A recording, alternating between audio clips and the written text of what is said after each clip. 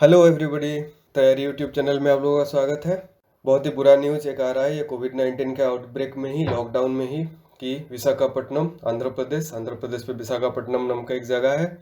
वाइजैक विशाखापट्टनम दोनों सेम ही है। वो वाइजैक में एक polymer factory toxic gas leak किया है, तो वो वाइजैक गैस ट्रेजेडी के नाम पे न्यूज़ में आ रहा है अभी। तो फिर इस वीडियो में एग्जाम पॉइंट ऑफ व्यू से जो कुछ भी क्वेश्चंस आने का चांस है उसके बारे में हम बात करेंगे। ठीक है, तो फिर आगे चलते हैं।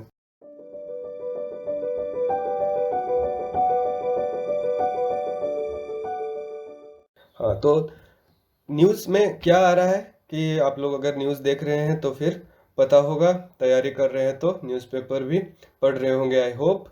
देन वो एक गैस जिसका नाम स्टाइरिन है, styrene gas LG polymer limited, जो कि विशाखापट्टनम पे है, 20 किलोमीटर बाहर है सिटी का, वहाँ पे लीक कर रहा है। सिटी से तो बाहर है लेकिन आसपास में बहुत सारे गांव है और वो 3 से 5 किलोमीटर तक का रेडियस में फैल गया है, जो कि हाईली टॉक्सिक गैस है और ह्यूमन इनहेल कर ले तो फिर बहुत कुछ प्रॉब्लम हो सकता है।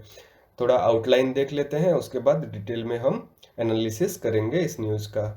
ओके, स्टाइरिन गैस एग्जाम में पूछ सकता है कि स्टाइरिन गैस क्या है। स्टाइरिन गैस एक हाई ग्रेड प्लास्टिक को मैन्युफैक्चर करने के लिए यूज़ किया जाता है।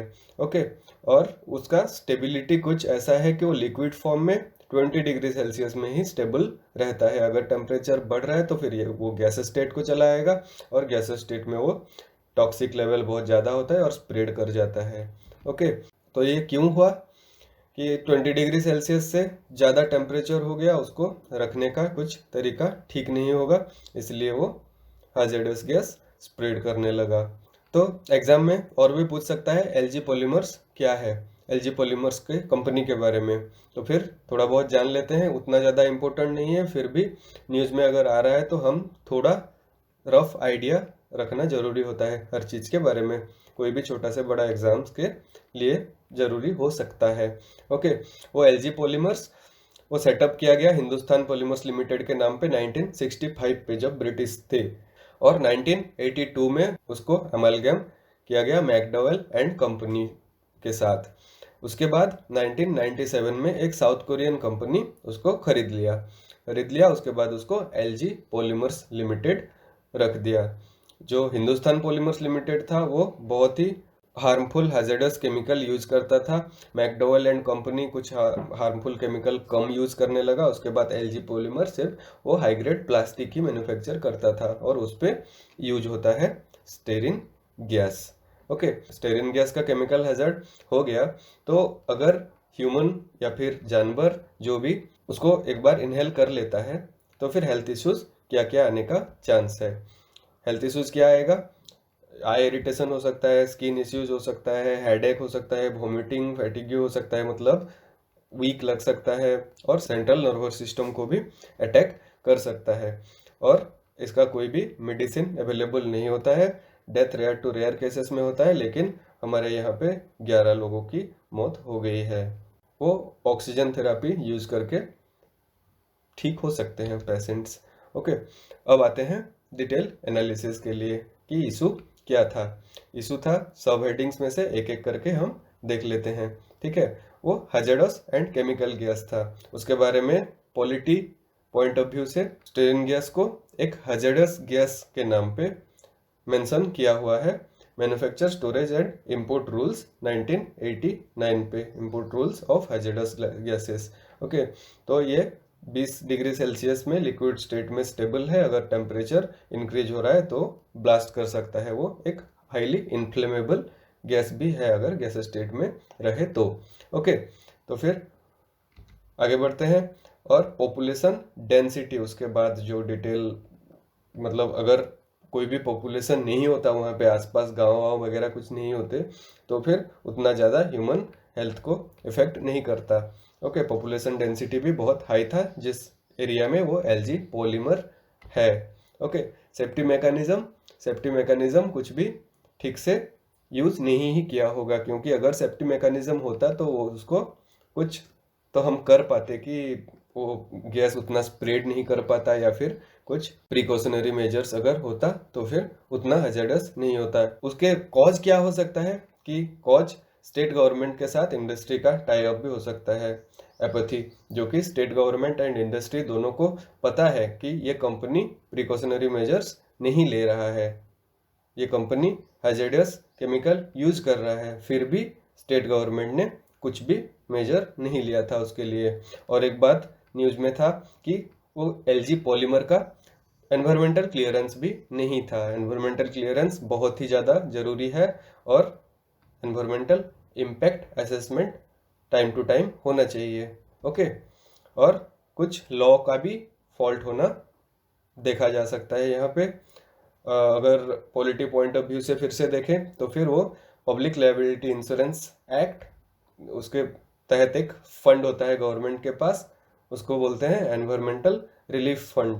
ओके, वो किस काम पे यूज होता है? वो विक्टिम को रिलीफ देने के लिए in case of hazardous accident in a chemical, या फिर जो भी टॉक्सिक इंडस्ट्री है, जो कोई भी इंडस्ट्री ऐसा चीज यूज कर रहा है। Okay, Vidhi centre for legal policy में एक स्टडी हुआ था, उस फंड में इंडिया में 810 करोड़ रुपीस अनयूटिलाइज्ड फंड पड़ा हुआ है, जो कि पिछले 30 साल हो गया कुछ भी यूज में नहीं आया, लेकिन पिछले 30 साल में बहुत सारे गैस ट्रेजेडी हुआ है। ओके, कि ये कुछ ऐसे तो दिखाता है कि लॉ में कुछ फॉल्ट तो है ही है जहाँ पे भी, जो कि लोगों की लाइफ को रिस्क कर रहा है या फिर एनवायरनमेंट को इम्पैक्ट कर रहा है। ओके, तो फिर अभी देख लेते हैं कि क्या किया जा सकता है। तो देख लेते हैं शॉर्ट टर्म मेजर क्या है। शॉर्ट टर्म मेजर क्या है जो कि इमीडिएट इफेक्ट में शुरू हो जाना चाहिए? वो मेडिकल नीड्स जल्द से जल्द लोगों को मिल जाना चाहिए, जो भी लोग अफेक्टेड हैं। और कॉम्पेंसेशन टू द विक्टिम्स, जो कि सीएम ने ऑलरेडी अनाउंस कर लिया है इस केस में, लेकिन कोई भी अगर ट्रेजेडी हो रहा है, कोई भी अगर हैजर्डियस एक्सीडेंट हो रहा है कोई भी इंडस्ट्री में, तो फिर उसके लिए कॉम्पेंसेशन टू द विक्टिम्स जल्द से जल्द अवेलेबल कराना चाहिए। और इंक्वायरी सबसे पहले शुरू हो जाना चाहिए, और inquiry to be free and fair. जो भी पुलिस इंक्वायरी हो या फिर सीबीआई इंक्वायरी हो, डिस्ट्रिक्ट एडमिनिस्ट्रेशन वाले जो इंक्वायरी करें, सब कुछ फ्री एंड फेयर इंक्वायरी होना चाहिए। And immediate with an immediate effect वो फैक्ट्री का या फिर इंडस्ट्री का ऑपरेशन तो बंद ही होना चाहिए। फैक्ट्री इंडस्ट्री का ऑपरेशन सडनली स्टॉप कर देना चाहिए, और अफेक्टेड पर्सन्स को रिहेबिलिटेशन सेंटर को जल्द से जल्द पहुंचाना चाहिए, वो एरिया को पूरा खाली कर देना चाहिए। ओके, उसके बाद वो जो इंक्वायरी हुआ था, वो इंक्वायरी के हिसाब से वो कल्प्रिट पनिश होना चाहिए। ओके, लॉन्ग टर्म मेजर क्या है?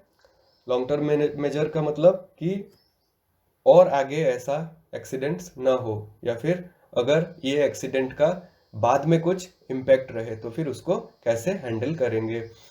कुछ ऐसे गैसेस होता है जो कि एक्सपोज होने के बाद ह्यूमन बॉडी को या फिर जानवरों की बॉडी को, उसके बाद बहुत टाइम बाद कैंसर जैसे बीमारी का होने का चांसेस बहुत ज़्यादा रहता है। गैसेस या फिर केमिकल्स इतना टॉक्सिक होते हैं, तो फिर वो थोरोली स्टडी करना चाहिए कि ये वाला गैस जो अभी एक्सपोज हुआ है उसका ऐसा कुछ एडवर्स इफेक्ट है या फिर नहीं है, उसको स्टडी करके प्लान करना चाहिए। और एक ऑक्यूपेशनल सेफ्टी का मतलब क्या हो गया?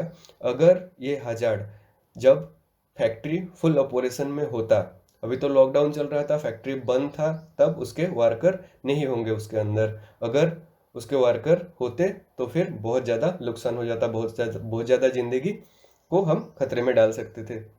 ओके, उसके लिए गवर्नमेंट स्टैंडर्ड ऑपरेटिंग प्रोसीड्योर, जो कि एसओपी होता है, जो कोई भी इंडस्ट्री या फिर फैक्ट्री को ऑपरेट करने के लिए, उसको फिर से रिव्यू करना चाहिए, उसको और स्टैंडर्डाइज्ड करना चाहिए। ओके, उसके बाद जो भी इंडस्ट्री ये हैजर्डस गैसेस या फिर केमिकल्स सप्लाई कर रहा है और जो भी यूज कर रहा है, उन दोनों के साथ कुछ बातचीत करके उसको सेफ्टी प्रिकॉशनरी मेजर्स सारे उठा लेने चाहिए।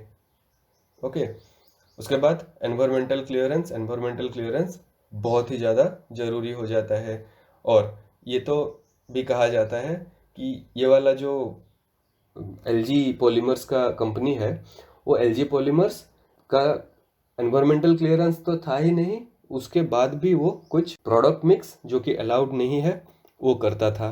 ओके, उसके बाद न्यूक्लियर लिएबिलिटी एक्ट ये कहता है कि अगर इंडस्ट्री में कुछ न्यूक्लियर हैजार्ड हो रहा है तो फिर उसमें न्यूक्लियर लिएबिलिटी एक्ट में विक्टिम्स को कॉम्पेंसेट करने के लिए सारे लीगल फ्रेमवर्क्स हैं, बट ये केमिकल हैजार्ड के लिए कोई भी लीगल फ्रेमवर्क नहीं है। उसके लिए क्या करना पड़ेगा, लोगों को सिविल कोर्ट में जाके केस करना पड़ेगा और उसके बाद कॉम्पेंसेशन मिलना पड़ेगा। और सभी को पता है कि इंडिया का कानून कितना ज़्यादा काम करता है और कितना जल्दी उनको कॉम्पेंसेशन मिल जाएगा।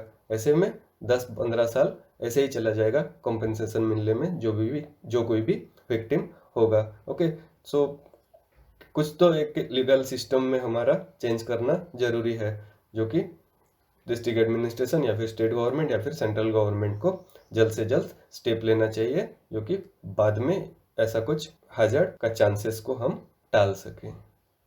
Okay, thank you guys.